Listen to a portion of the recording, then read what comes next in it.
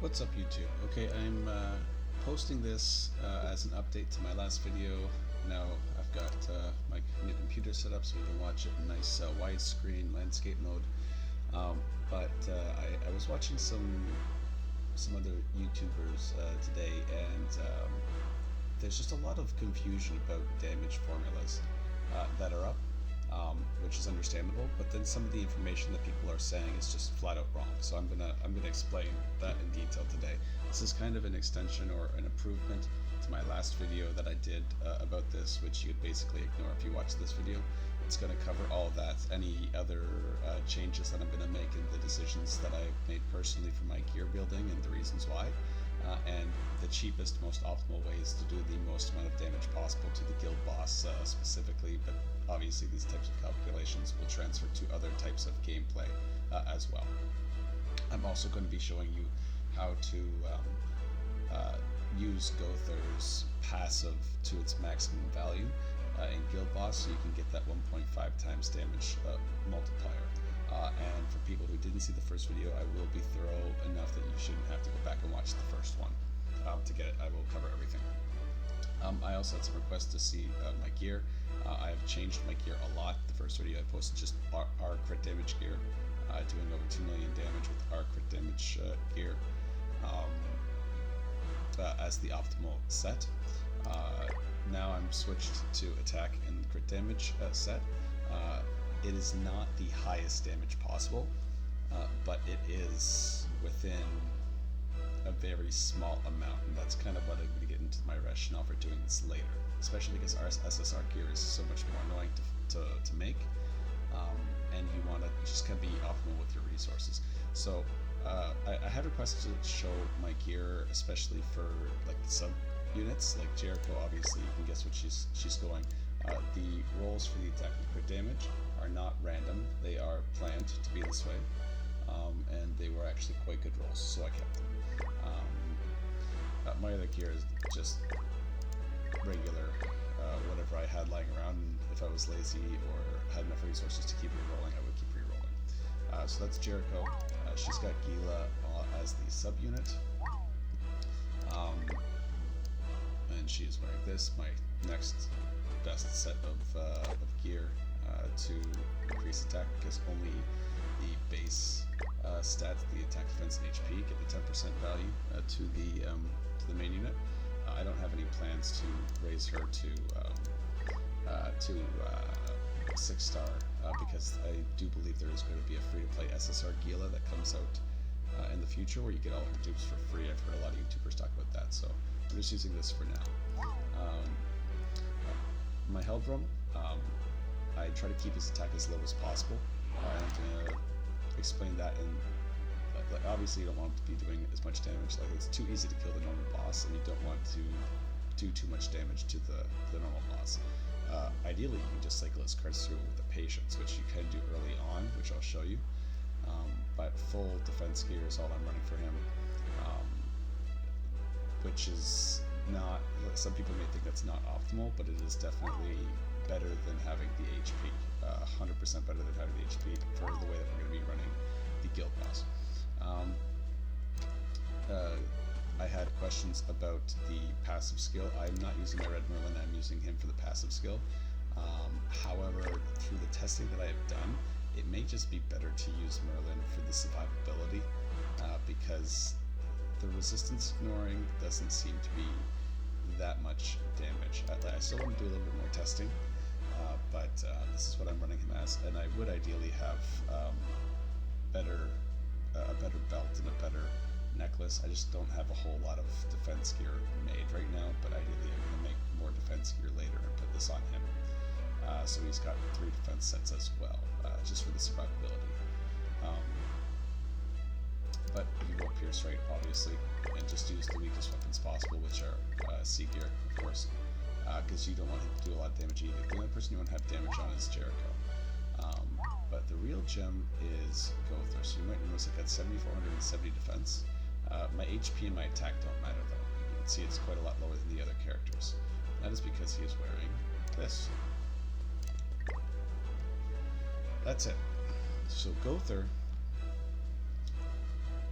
is wearing all resistance gear. These are my resistance rolls. Gother's base resistance is 60. And we're going to do 2 potential runs with him. And I'll talk about it when I start doing the runs.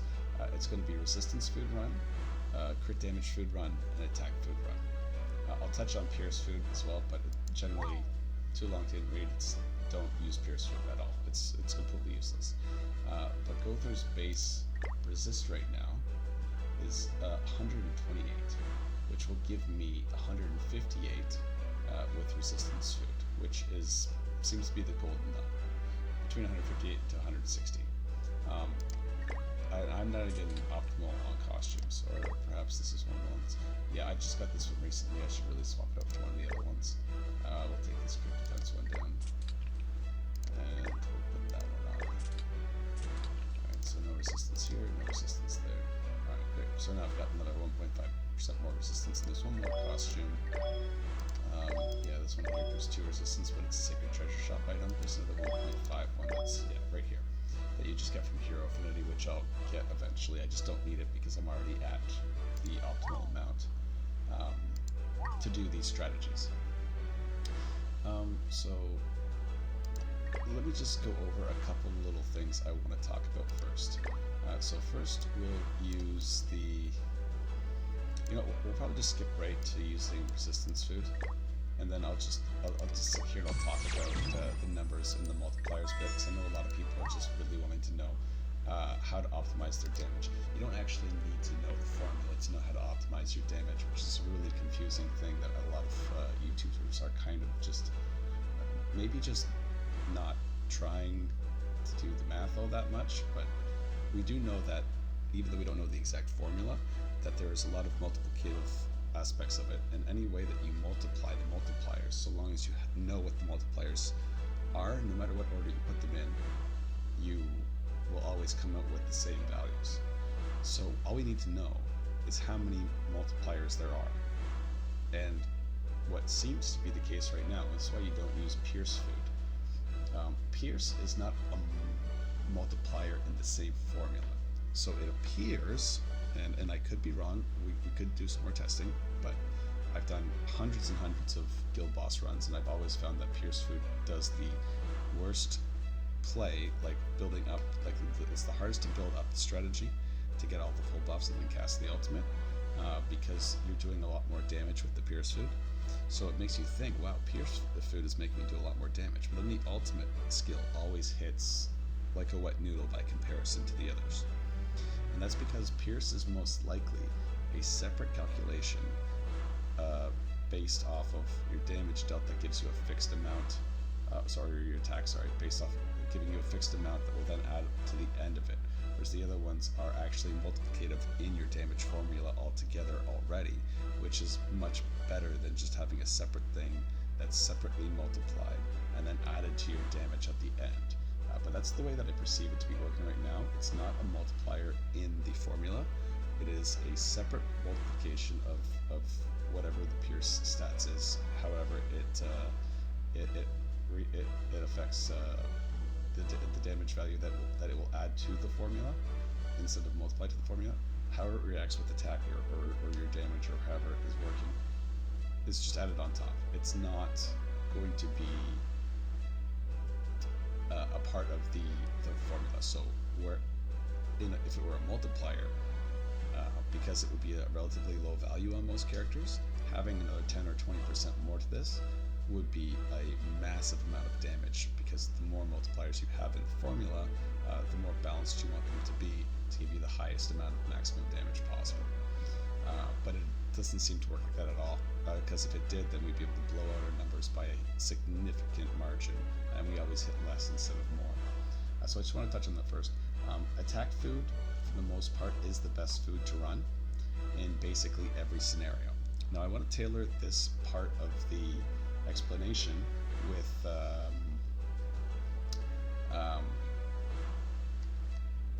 the gear that you will most likely have available. So, like with my Jericho, everybody generally is building attack and defense gear because it's the most optimal gear to build for the most amount of content possible.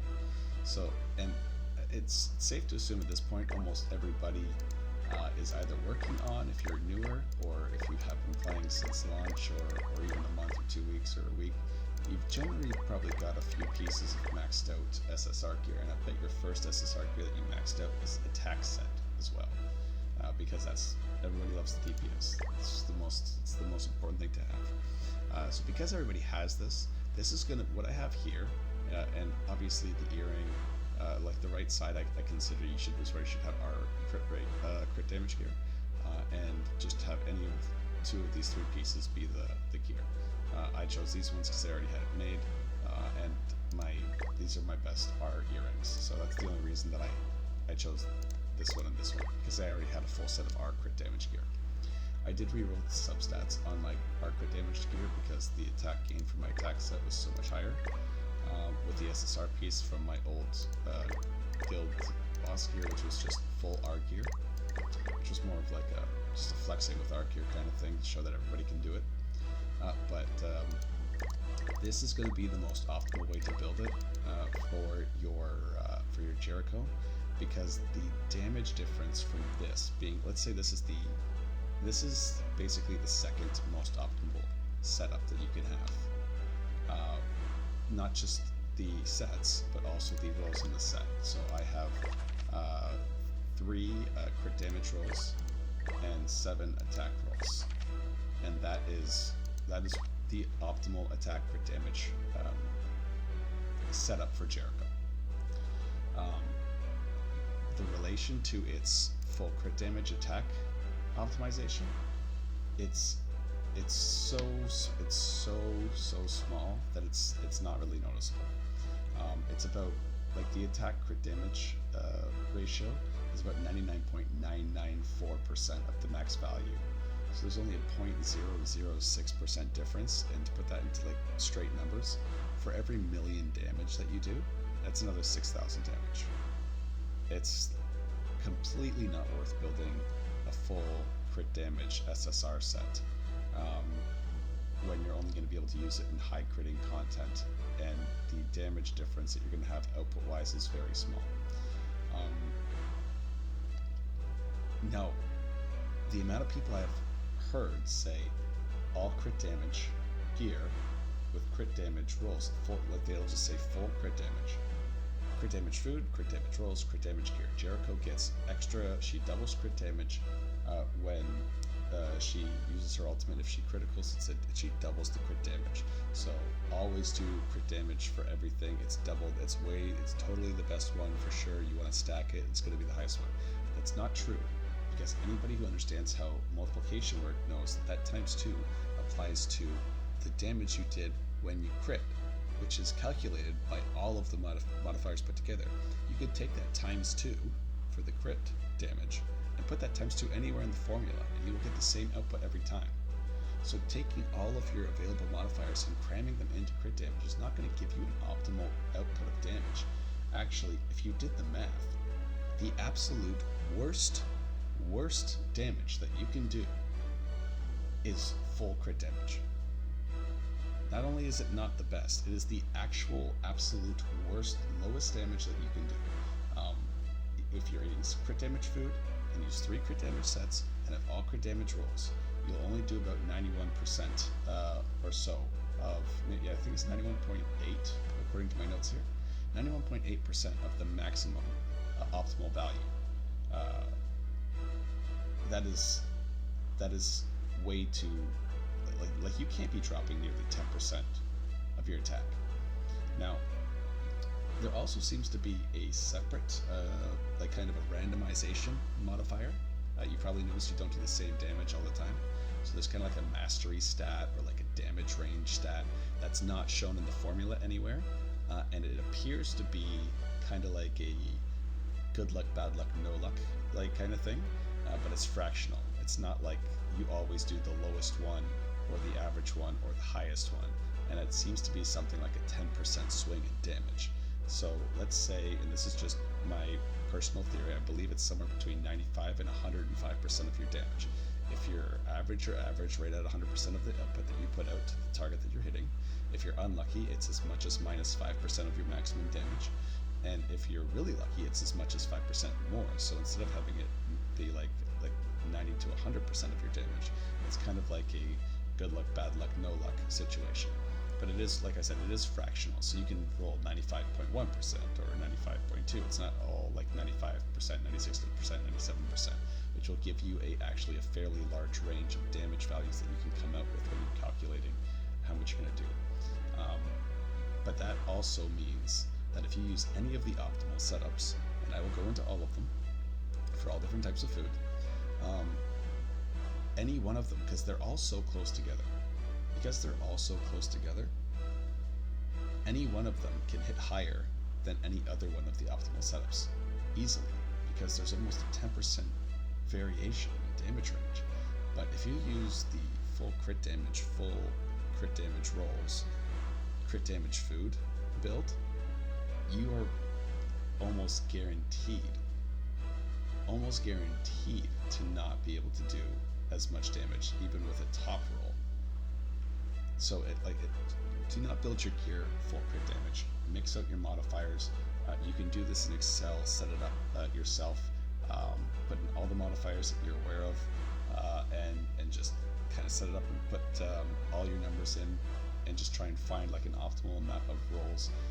For me, what I did, I just used all the full numbers that we know. And one other correction I wanted to take from the last video, the food is percent for attack is not calculated as a separate modifier. It is definitely calculated as a part of the percent roll on your bracelet and ring. So if you had 30% perfect 3% attack rolls across the board and had attack food, then the amount of attack that you would represent would be a 1.4 modifier for that section for your chart that you want to put up, which is very significant, very, very significant. It makes, in my previous calculations, I was treating attack food as if it was almost like its own modifier, because when I just at a straight glance, the attack didn't look like it was giving me a value that was relative to my base attack without my other percent modifiers. It looked like it was on the higher end. So I assumed that maybe perhaps it was like a separate modifier but didn't include costumes or something like that. I didn't have the time to sit there and do any of the math or testing, but I just assumed it was a separate modifier, which was then making crit damage look a lot better than attack, when it's really a lot. Even though it's very mildly superior, still it makes attack much closer and much stronger for it to be a part of the same modifier, because in the crit damage just get an extra modifier to scale how much better it is than the attack modifier in this formula for the optimized formula. Anyway, where was I? All right, so let's talk about the 3 different food runs and why you want to do these different foods. So if you have, let's say you just have some art gear, like my first video, and it's all 3 crit damage sets, that is the highest potential damage you can do. But like I said, 6,000 damage-ish per million. It's almost nothing. It's such a small amount that I wouldn't recommend even bothering to do it. And if I had done better math in hindsight, I would never have even wasted the gold to make my art gear. But for attack food and crit damage food, if you're using attack food or crit damage food, we have an interesting thing that happens. The optimal crit damage food damage is the exact same, like the maximum, the highest roll that you can get, the most optimal spread of set bonuses plus stat rolls on your gear. The optimal output is the exact same as the optimal roll for the attack food. If you're using the attack crit damage pairing in crit damage food, they both have the same exact value of output. However, there is a slight advantage to crit damage food for practicality reasons, because the crit damage food requires 7 attack rolls and 3 crit damage rolls, which is what I'm using. Whereas if you're using attack food, the exact same output, which is the optimal for the attack crit damage set while using attack food, is only 3 attack rolls and 7 crit damage rolls. And unless you want to make your attack gear with 3 attack rolls and all crit damage rolls for all of your content, not just guild boss that you're doing, it's much more optimal to do the crit damage food if you're using the attack crit damage set. It's much more optimal to use the crit damage food for your run with a 3-7 split than a different split. And the only reason that I didn't go full attack on my bracelet and make all crit damage rolls, all 3 of my crit damage rolls on my ring, which is what I recommend that you do, is just because it's expensive to reroll SSR gear, and I don't really give a crap if I have to reroll it later if I feel like it for other content. I got good crit damage rolls on an SSR piece, and I didn't feel like spending the anvils or the crystals if I run out to change them to all attack on the bracelet to maximize the bracelet for all other content, and then just have my crit damage ring specifically for guild boss. But that would be a little bit more optimal spending wise if you're starting from scratch and wanting to know how to invest your money to build your gear. Now, with attack food, it is very slightly better to just go full attack rolls, all crit damage gear, but like I said, almost no difference. Like I used like a base of 8,000 attack for my formulas, which is obviously really high. I just wanted a higher number to get a higher value to kind of maximize the differences. And even then, it's only a difference of 200. Let's see, what do I have here?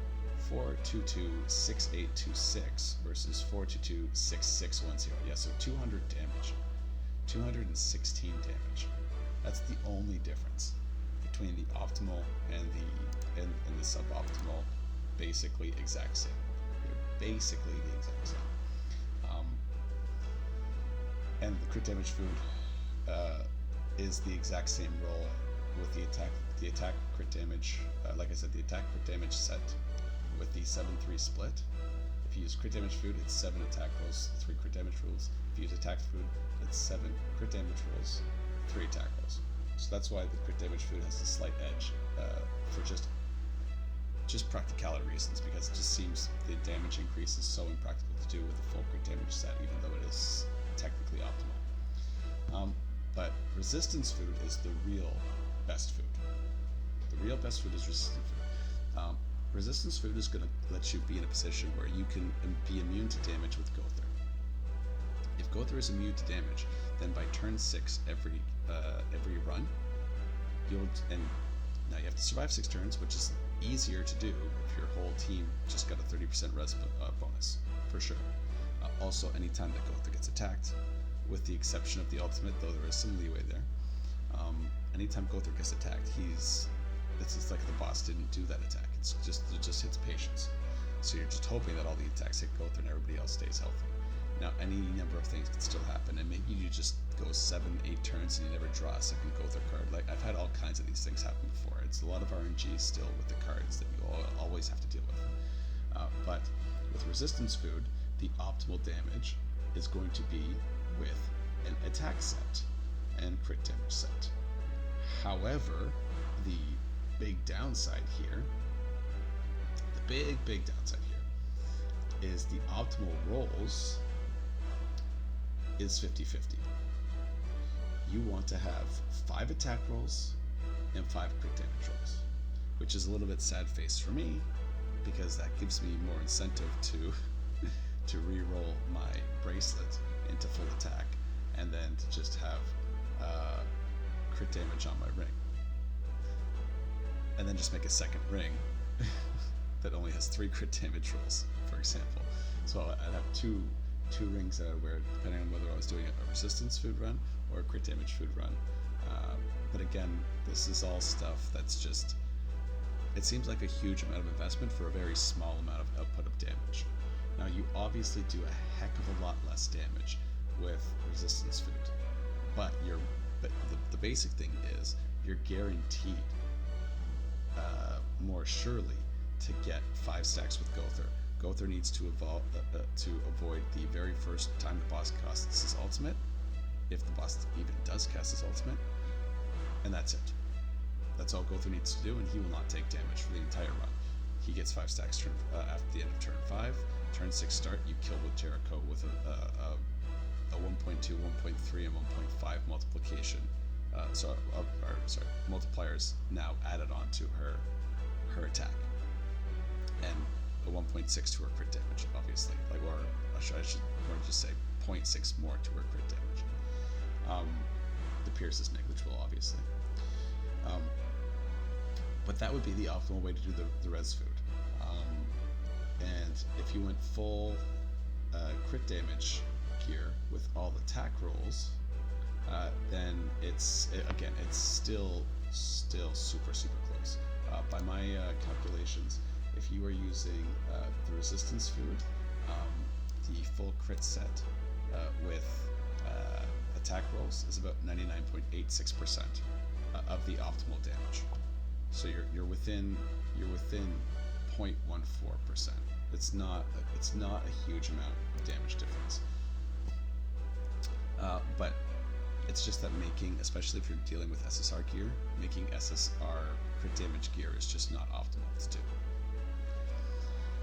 Okay, what else do I want to cover before I jump into some runs and demonstrate the crit damage effect? Or sorry, the crit resist, the regular resist effect.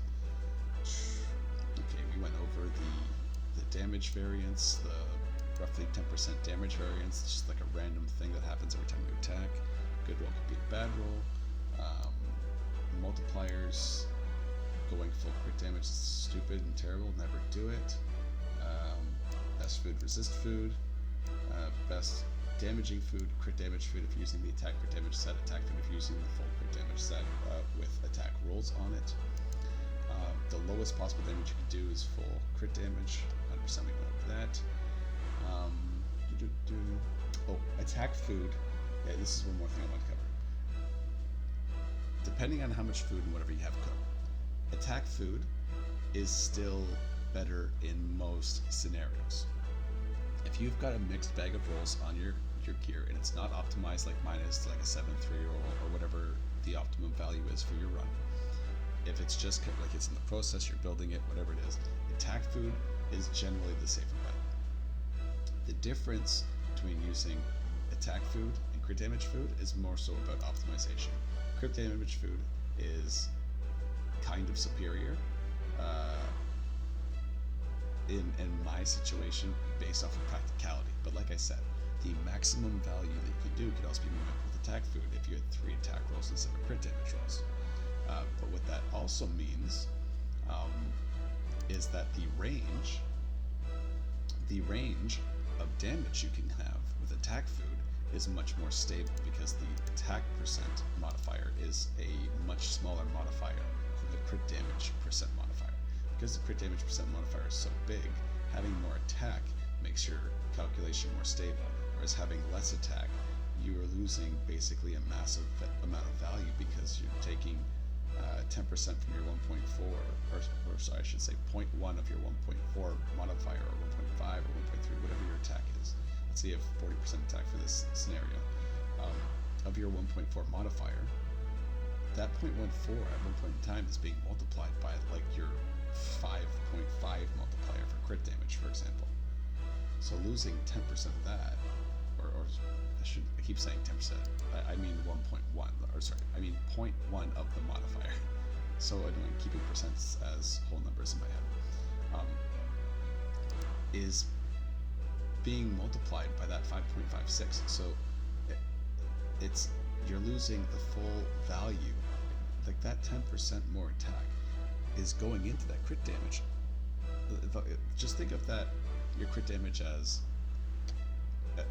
like I said, 5.5-ish. Let's say you're doing 5.5 times crit damage. Now times that by 10 more times, something like that in your head. I'm saying it very poorly, but that lower modifier has overrepresented value for how much every time you put extra points into it, because the larger numbers are being multiplied many more times now.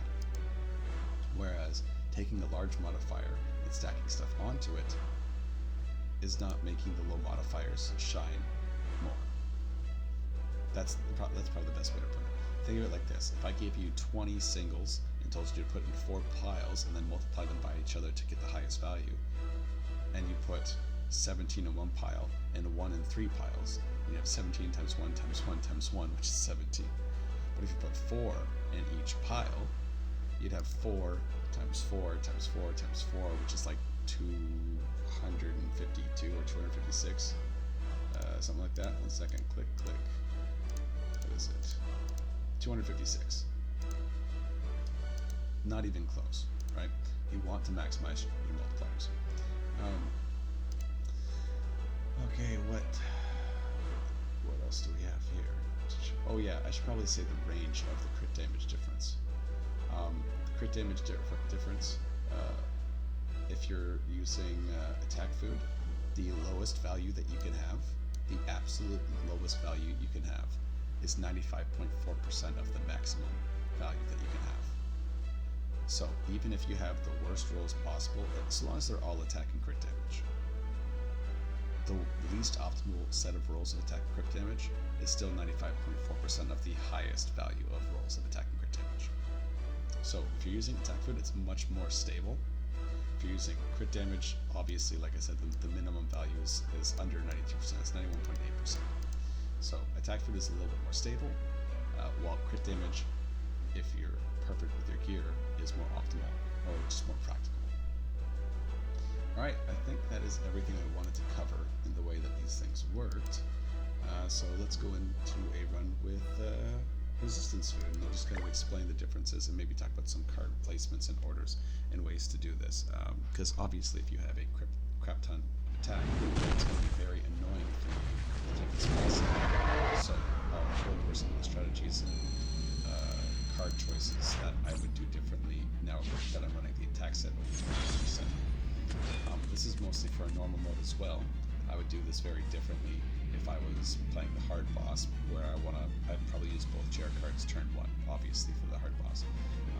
So here, because my help boost attack is really low and I'm not awakening him any further because I don't want to give him more attack, I'm going to only use 1 chair card turn 1. And I do it this way because oh wow, this actually happened. Normally the boss patience hits and helping us do any damage, but of course now I don't. But he usually doesn't. He usually doesn't take any damage. Or it could possibly be that maybe if I use Merlin, he won't take any damage. But keeping the poison card off Jericho, you can sometimes avoid poisoning the boss. Alright. Not getting great cards here.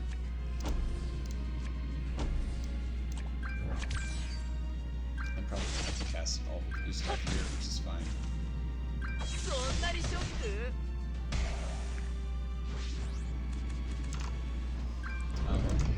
just kind of wanted to, if I could get some overcards, but mainly just keep an eye on that and watch how he doesn't take damage when he gets hit. I think the boss, it is possible for him to get a really lucky roll. If he hits a perfect 105% roll, maybe my defense isn't high enough and I can take damage. It's just so rare that when it happens, I'm not sure if I if I saw it right, because it's so rare for it to happen.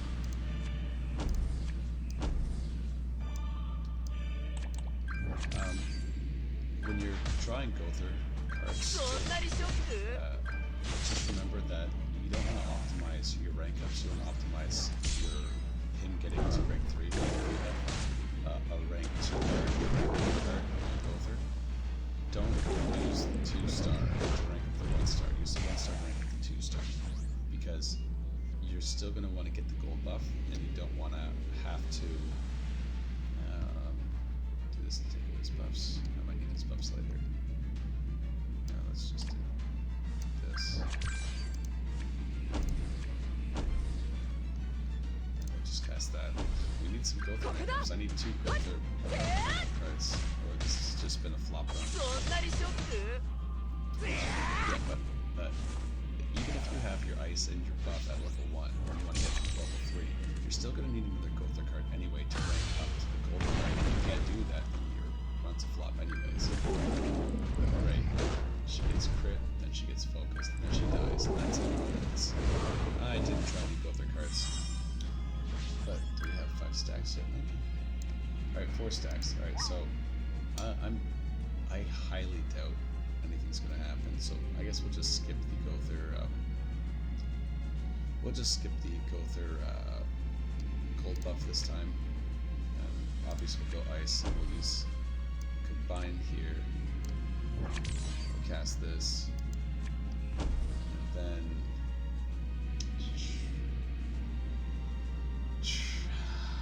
And then we'll just hope that Jericho doesn't die. Which is going to be really hard because the boss has 3 silver cards here. Maybe all of them.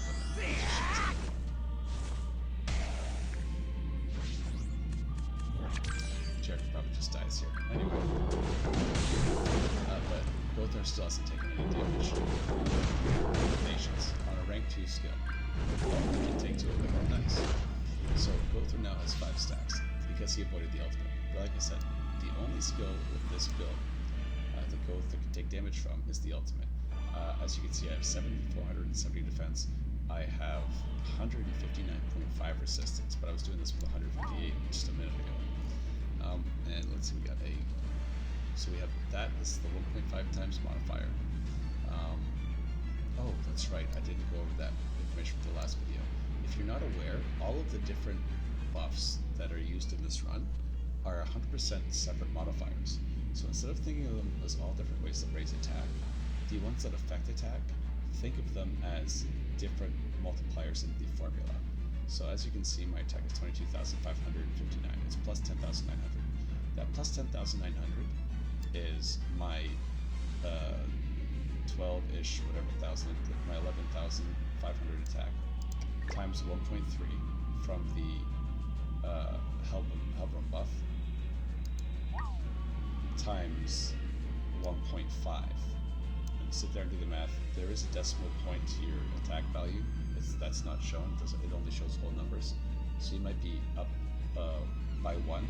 I might be like 1 high or 1 low. But if you did the math, it would be Gother's passive, which is not the buff. His passive skill does not work on the buff. The way the buffs work in this game, they all have their own separate icons. For example, Gother's gold card raises basic stats by 20%. The only one we're really interested in here is attack for Jericho. The defense is important for Gother, because if he can get a gold buff, he will patience the ultimate skill of the boss with the setup that I have currently. Like my Gother will do it. So if you can build one that's similar to him, then you will patience the ultimate if you have a gold Gother card up. But I wouldn't recommend that if you can do it on turn 3, because you want to get to turn 6. So if the boss has a run like this one, where he was unlucky with his cards and wasn't able to get his ultimate off on turn 3, did it on turn 4, then you would literally just have the last turn, and you can do it. Or if you had such good luck with Gother cards, actually this is another Gother card casting order. If you have a rank 2 Gother card and 2 rank 1 Gother cards, you do not, again, you don't cast the silver card to raise the 2 bronze cards. You cast a bronze card to increase the silver card and the other bronze card to a silver, and that way when you can cast the next one, it will be a gold one giving you the buff, and then it will rank the other one up to a gold buff as well, and then you have 2 gold buffs, 1 active and one you can save for later if you really got lucky with Gother cards early, and then you wouldn't have to even worry about being hit by the boss's ultimate. What's Jericho's crit rate? It's probably low right now. Yeah, 95%, so we might not even crit here. But the main thing is, Gother's passive uses the attack, defense, and HP stats as the icon represented by the buff. They are separate completely from this attack-related stats buff, which is represented by a single icon, and his passive skill, while it buffs, is not treated as a buff. It cannot be debuffed or cancelled. It can only be turned off with the condition on his passive, which is him taking damage. So because of that, they are all different buffs of different origins.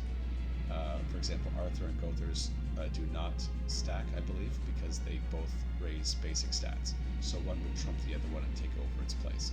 Whereas these ones do stack because they're all different.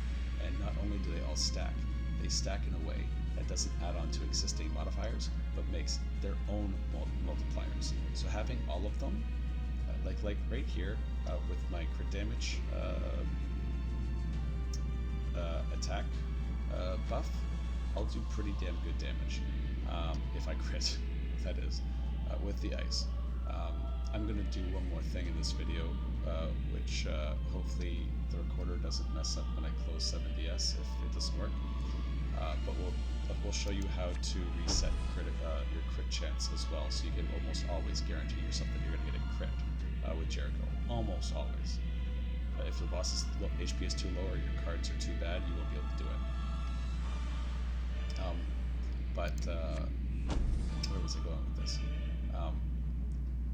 The damage that you're going to see me do, if I had the gold Gother card as part of this run, then you would multiply the damage you're about to see, probably around 2.5 million with a crit. You would multiply that by 1.2, which would get me closer to 3 million damage if I had the gold buff on, which is like my maximum damage is about 3.18 or 3.2 million right now, but I have to do that with crit damage food. I'll explain how to crit reset as well. The roll for my next crit has already been made. Even though I haven't cast any skills, the roll for my next crit has already been made. That is always done in advance. However, if I cast this help room skill before my Jericho skill, then that would change the crit roll. Unless the boss patiences it, which it looks like he actually might, or perhaps it's anytime there's an attack at all. I think it's every time there's an attack at all. I think impatiencing it doesn't matter at all. I hope. If it does, then I can still use the ice card because that won't kill. Because again, these guys aren't wearing any damaging gear right now. They're wearing empty weapons that are rank C. Gustav is wearing a pierce weapon. But what you can do is before the boss's turn starts or the battle does the end animation where like it goes to like your Jericho, she's spinning her sword around or whatever. If you close out the game and then rejoin the game and then enter the last battle and say, hey, you were disconnected during a battle, would you like to re-enter? You now know if it's going to be a crit or not. There's two ways that you can use this. The first, this is why I say or not, crit or not, because there will be times where you want to disconnect if it is a crit, depending on how much of a gambler you are. This would be for non-crit resist builds where you can resist the skill rank 2 of the boss. But if you have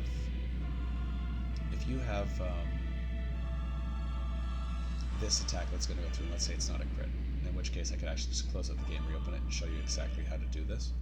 Because I'm going to be ending the video after this run. It's already long enough. Then you can cast another skill, and then the next roll for crit damage that will be the one that Jericho uses. So you can change the amount of crit check rolls by casting more skills, assuming you don't kill the boss with those skills. That's why it's usually good to do your blow-up turn after you've cast your gold buff with Gother and your helper buff. It's better to do, instead of doing it, it's a 4-card combo, but it's better to do it on 2 different turns than it is on 1 turn. But don't go past turn 6 either. If you go past turn 6, it starts like 6 turns. If you kill on turn 6, it's like minus 104 points. But like turn 7 is like 200 points or something, 208 points maybe, 220 points. It starts going up by way too much. 6 turns, or perhaps even 5 turns, and just using a rank 4 Gother skill might even be optimal. I rarely pay attention to that kind of stuff. I just like hitting the biggest number I can possibly hit. But you can reroll the crits. Now, the time where you might want to see a crit and then close out the game. You think, well, I hit the crit, why do I want to close out the game? Let's say you were playing a run where Gother had enough resistance to resist rank 1 skills, but you were using crit damage food, like I do for my... If I have some time and I'm bored and I really just kind of want to fight the guild boss, I'll put on crit damage food and I'll run like 20-30 runs trying to get the dream where Gother doesn't get attacked by a single rank 2 or the ultimate, which is really hard because the boss ranks up to rank 2 skills like at half his cards, easily half his cards or more, depending on bad luck or good luck, are rank 2 skills. So it's just like, please attack Gother with all your rank 1 skills. Please attack somebody else, but not the same person all the time, like how Jericho took all the damage this run with your rank 2 skills. And please cast that ultimate skill not on Gother if you do get the ultimate skill. So that's a lot of wishful thinking, but if I did 20 runs, I'd probably get up to a position where I have 4 stacks of Gother, maybe 5 or 6 times out of 20 runs. So it's not too bad. And then what I can do, let's say the boss has a situation like he is right now. He's got that attack card which hits like a wet noodle, it's really weak. He's got a silver card and then he's got a bronze card. So this is what I'm looking at. Let's say I'm at 4 stacks with Gother. I know my next hit is going to be a crit. I know it's going to be a crit. So what I do is I would pass my turn by just skipping the cards like this and not cast any more attack skills, because I know the next rule for a damaging attack, and you can't cast ice. Ice doesn't work. It has to be a damaging attack. I know the next one's going to be a crit. So what I would do is I would gamble that silver card, if I was going to be damaged by rank 2 cards, I would gamble that silver card is not going to hit Gother, because the red card wouldn't damage him because it's as weak as a bronze card, or weaker. Maybe a little bit stronger, but it's so low with the multiplier, it's not going to hurt you. Not Gother anyway. So I would only have to dodge the silver card, and I know for sure the next one's a guaranteed crit. So if I have the dream, if I 100% have the dream, maybe I'll just decide, you know what? I've already got a few decent runs in. We're gonna go for the 5 out of 5 buff stacks, the crit damage food, the optimal 3-7 roll, crit set attack set, like 7 attack rolls, 3 crit. I got all of the stars aligned, and we're gonna crit here. Please don't hit Gother. And then I would just like end my turn with knowing that I'm gonna get my crit at least. So that the crit part is already a guarantee, and I've tested that already. And what you can also do is you can check for a crit. You can cast a weak skill, and if you have like a setup like this, and then check for a crit again, and then cast another weak skill if it doesn't work, and then check for a crit a 3rd time, and if not, you can just keep the ultimate for this turn and cast a 3rd skill, assuming you have all these weak cards going around. That's a lot of cards to go through, a lot of rolls, but you can change at least this aspect of your RNG to a very small degree. Anyway, that's been enough for this. Let's hope we get the crit, and hope we hit at least 2.5 mil, like I said. And just remember, multiply this damage by 1.2. So 2,461,000. So if I had to play the card, it'd be like 2.92 million or so. And that's resistance food, not attack food, not crit damage. Alright. Hope you enjoyed the video. Hope it was informative. If you have any questions, put them in the comments down below. And hope you like the computer recording stuff with the landscape mode and the BlueStacks. Alright, have a good one.